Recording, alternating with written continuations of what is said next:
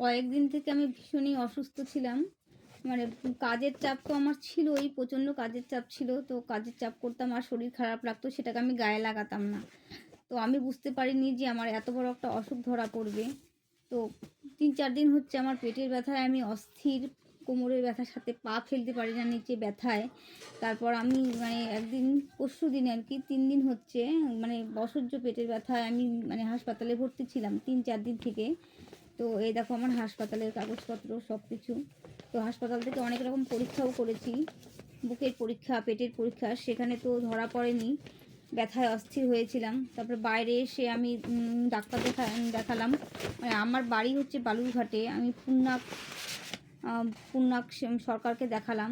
সেখানটাতে আমাকে অনেক রকম কথা বললো যে মাথা থেকে হয়তো মানে কোনো কিছু হচ্ছে, মাথা অনেক রকম টেনশন করেন, গরিব মানুষের তো টেনশন থাকতেই পারে।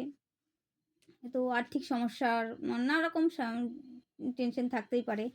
প্রথমে ওরা ওইটাই বললো, অনেক রকম পরীক্ষাও দিল। সেই পরীক্ষাগুলো যখন আমি করে রিপোর্টটা আমার হাতে এলো যখন, তখন তো আমার রিপোর্ট দেখে মাথা সত্যিই ঘুরে যাচ্ছে যে এত বড় একটা অসুখ আমার ধরা পড়েছে।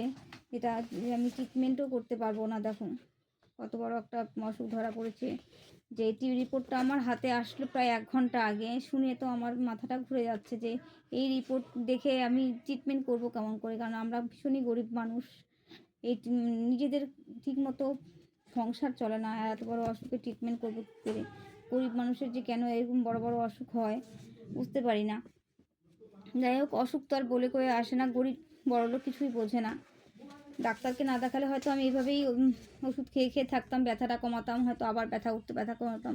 আর এবার যে আমার ব্যথাটা উঠছে এত সাংঘাতিক ব্যথা, যেটা ব্যথাটা কিছুতেই কমছিল না।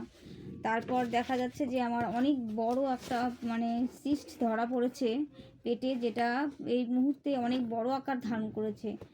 আর তো জানোই যে কোনো অপারেশন করতে গেলে কত টাকার দরকার। আমাদের সংসারের পরিস্থিতি খুবই খারাপ।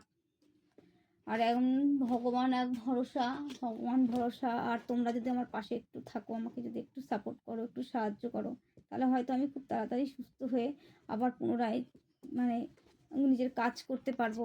কাজ করতে পারলে আমার সংসারটা মানে ঠিকমতো চলবে। এটাই হচ্ছে যে আমি তোমাদের কাছে প্রার্থনা করি যে এই রিপোর্টগুলো করতে যত টাকা লাগছে, এটা যে কত কষ্ট করে জোগাড় করছি, এটা শুধু আমি জানি আর আমার ঈশ্বর জানে। তোমাদের কাছে এটাই বললাম যে আমার পাশে একটু থেকো, আমাকে একটু সাপোর্ট করো। দেখো তোমাদেরকে দেখাচ্ছি, আর তোমরা তো দেখলেই বুঝতে পারবে, যারা শিক্ষিত তারা অবশ্যই বুঝতে পারবে যে এইসব জিনিস নিশ্চয়ই কোনো